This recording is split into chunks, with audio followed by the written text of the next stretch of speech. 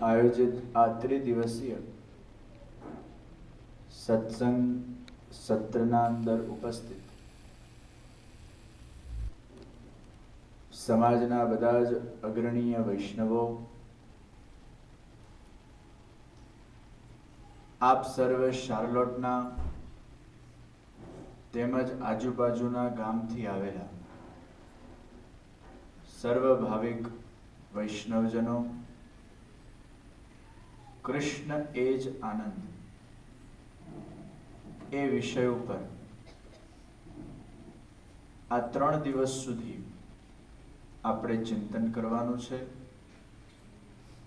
ગઈકાલે એક આનંદનું સૂત્ર આપણે સમજ્યા કે તમારા અંદર જો ભગવાનનું દૈવી જીવ હોય તો સ્વતઃ તમે જીવનના અંદર નિસ્વાર્થ ભગવદ ભક્તિ, સેલ્ફલેસ ડિવોશન, નિષ્કામ ભગવાનના અંદર પ્રેમને જાગૃત કરીને એ પરમાનંદ તત્વને અનુભવ કરી શકો છો. આજે બીજું સૂત્ર જે આપણે જાણવાના છે, કૃષ્ણ એ જ આનંદના અંદર, કે જો તમારા અંદર ભગવાનનું દૈવી જીવ હશે કે કદાચ તમારા અંદર ભગવાનનું દૈવી જીવ નહીં હોય પણ ભગવાનની જો અનુકંપા તમારા પર થાય તો પણ તમે જીવનના અંદર એ પરમાનંદ તત્વને જાણી શકો છો. કઈ રીતે? સારી ભાવનાના માધ્યમથી. આજનું મુખ્ય સૂત્ર છે, intentions are very important then the actions.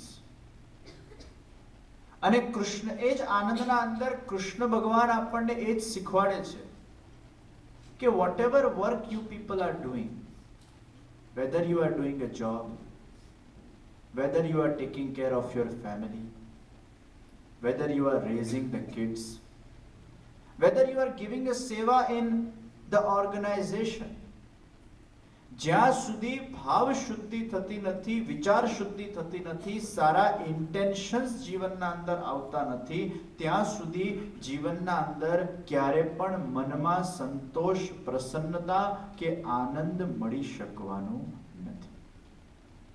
आप जो भी कार्य करो एक अच्छे इंटेंशन से करो, एक अच्छी भावना से करो.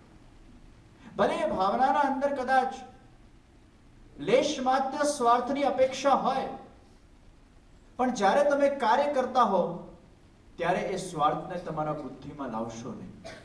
કારણ કે સ્વાર્થ આવશે ત્યાં અહંકાર આવશે, અહંકાર આવશે ત્યાં એક્સપેક્ટેશન આવશે, એક્સપેક્ટેશન આવશે ત્યાં તમે જડ બનો છો કે આ પૂરું થવું જ જોઈએ, પૂરું થાય તો સુખ મળે, ન થાય તો દુઃખ મળે. પણ સારી ભાવના જ્યારે હશે ત્યારે તમારું લક્ષ્ય ફળ તરફ નથી જતું, તમારું લક્ષ્ય બસ આ સારી ભાવનાથી આ કાર્ય કરવું એ મહત્વનું છે, ફળ હું ભગવાન પર છોડું છું. તો કૃષ્ણ ભગવાન કે છે પોતાની લીલાઓના માધ્યમથી કે હે મારા જીવ, તું કર્મમાં ધ્યાન આપ, તું સારી ભાવનાથી કામ કર, તું સારા ઇન્ટેન્શનથી કામ કર, ફળ તને જે પણ મળશે એ તારે મારી ભેટ સમજીને સ્વીકાર કરવાનું છે. પણ તારે જો જીવનના અંદર અમે પણ એ આનંદ સાથે એને લૂંટાવી રહ્યા છે, એ આનંદ સાથે ઉછાળી રહ્યા છે, वो आनंद का त्योहार है. અને લૌકિકના અંદર ગમે તે વેસ્ટેજ આપણે કરીએ એ આપણને એક્સેપ્ટેબલ છે, અને અલૌકિકના અંદર આપણે થોડુંક વેસ્ટેજ કરીએ એ આપણને એક્સેપ્ટેબલ નથી. આ ક્યાંનો સિદ્ધાંત છે? આમ save water save water save વોટરના ટેગ મારતો ને આમ પેલો એકદમ જાડો પાડો માણસ મોટા જકુજીના અંદર આખો ટબ ભરીને નાહતો હોય પોતાના બોડીને કમ્ફર્ટ, ત્યારે સેવ વોટર ધ્યાન ન થવું. બધી જાત જાતની પેનલો લગાડીને બાથરૂમના અંદર ચારે બાજુથી પાણીના કાઉન્ટર અટેકના વચ્ચે નાહતો હોય ત્યારે સેવ વોટર ધ્યાન નથી આવતું. પણ આમ પાછું જ્યારે આપણા હવેલીઓના અંદર જ્યારે આપણે પેલા કેસુડાથી બધાને નવડાવીએ ત્યારે એને સેવ વોટર યાદ આવે, ત્યારે તું પેલું બંધ કરીને તારું કર, અહીંયા તને સેવ વોટર દેખાય છે. અહીંયા આટલું બધું પાણીનો બગાડ કરે ત્યારે સેવ વોટર યાદ નથી આવતું. પોતાનું જ્યારે કમ્ફર્ટ આવે ત્યારે સેવ વોટર નહીં, અને બીજાને જ્યારે આધ્યાત્મિક રીતે આનંદ કરવો હોય ત્યારે તેને પાણી બચાવની યોજના યાદ આવે. મેં પેલા ડાયા માણસને એક સરસ દાખલો આપ્યો, કારણ કે આ દુનિયાના અંદર છે ને દાખલા વગર કઈ સમજાય જ નહીં. અને હું પોતે એક લોજિકલ વ્યક્તિ છું, દરેક ક્વેશ્ચનમાં દાખલા જોતો, and I create my own examples. એટલે મેં પેલા ડાયા માણસને સમજાવ્યું કે ભાઈ, લૌકિકના અંદર જ્યારે કોઈ વ્યક્તિ બહુ ખુશ થાય, સપોઝ લૌકિકના અંદર તમે પાર્ટી કરી, કોઈ ટીમ જીતી, ત્યારે લૌકિકના અંદર શું કરવામાં આવે? શેમ્પેનની બોટલ લે, શેમ્પેનની બોટલને હલાવે, પછી ડટ્ટો ખોલે અને એમાંથી લાંબી પિચકારી શેમ્પેનની નીકળે. પછી એ પિચકારીને બહાર કાઢતા જાઓ, પછી શેમ્પેન લઈને પેલા નવડાવતા જાઓ, એમાં તમે પાછા એન્જોય કરો. કેક લો, કેકને મોઢા પર ચોપડો, એને ગંદુ કરો. એ વખતે કેકને બરબાદ કરવામાં, શેમ્પેનને બરબાદ કરવામાં, એ વખતે ગંદકી કરવામાં, એ વખતે વેસ્ટેજ કરવામાં આપણને કોઈ વાંધો આવતો નથી. 2-5 પડીકા ઉછાળી દીધા, એમાં ડાયાને વાંધો પડી ગયો. 2-5 પડીકા ઉછાળી દીધા, એમાં વાંધો પડી. લૌકિકના અંદર કોઈ પણ રિચ્યુઅલ હોય એને આપણે એક્સેપ્ટ કરતા હોઈએ છે, પણ અલૌકિકના અંદર કોઈ પણ સ્પિરિચ્યુઅલ રિચ્યુઅલ હોય એમાં આપણે બુદ્ધિ લગાડીએ છીએ. લૌકિકના અંદર બુદ્ધિ આપીએ છીએ અને અલૌકિકના અંદર બુદ્ધિ લગાડીએ છીએ. એ કહા કા સે? દરેક રિચ્યુઅલ પાસે કંઈક ને કંઈક લોજિક છે. એટલે ઇન્ટેન્શન સમજવું પડશે. નંદરાયજીના જે ઇન્ટેન્શન હતા એ આપવાના હતા, એ વેસ્ટેજના ઇન્ટેન્શન હતા. નંદરાયજીના મનમાં આવો ક્યાંય ભાવ નહોતો કે આટલા બધા પેડા ઉછાડું છું, આટલા બધા હીરા જવેરાત ઉછાડું છું, આ બધા વેસ્ટ થવાના છે, આ બધા બગડવાના છે. એમના મનમાં એવો ભાવ જ નહોતો.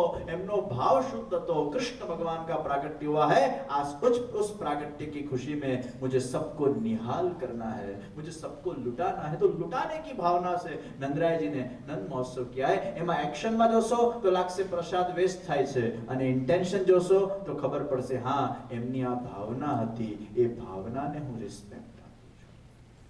કેમ કે આપણી બુદ્ધિ છે ને એ લગાડવા જશો તો બહુ ચાઇલ્ડિશ બુદ્ધિ છે.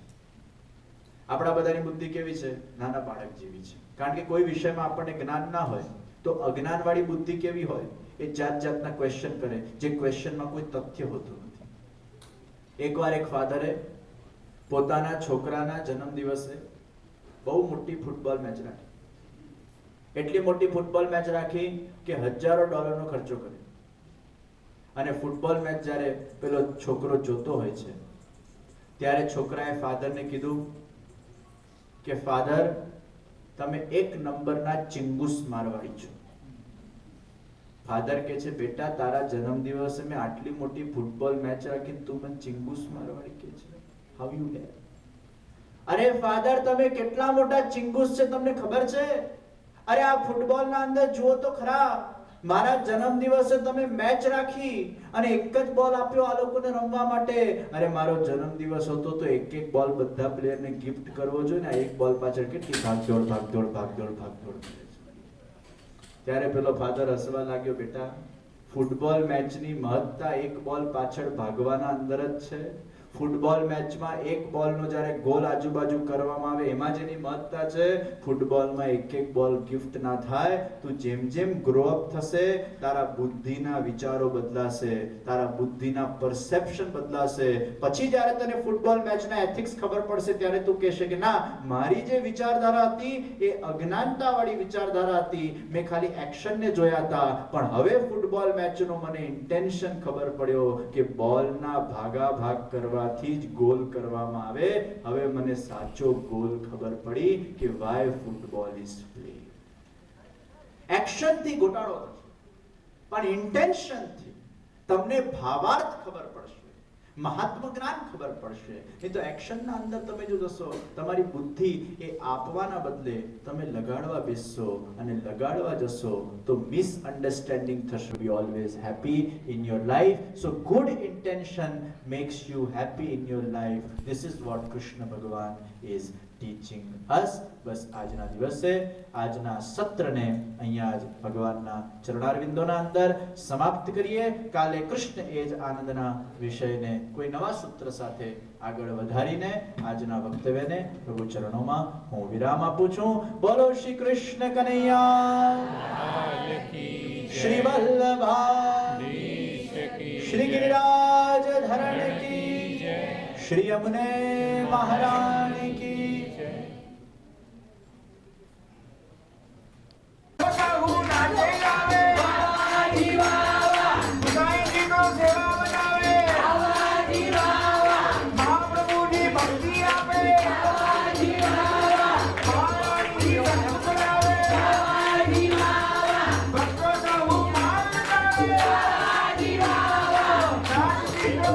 Thank you.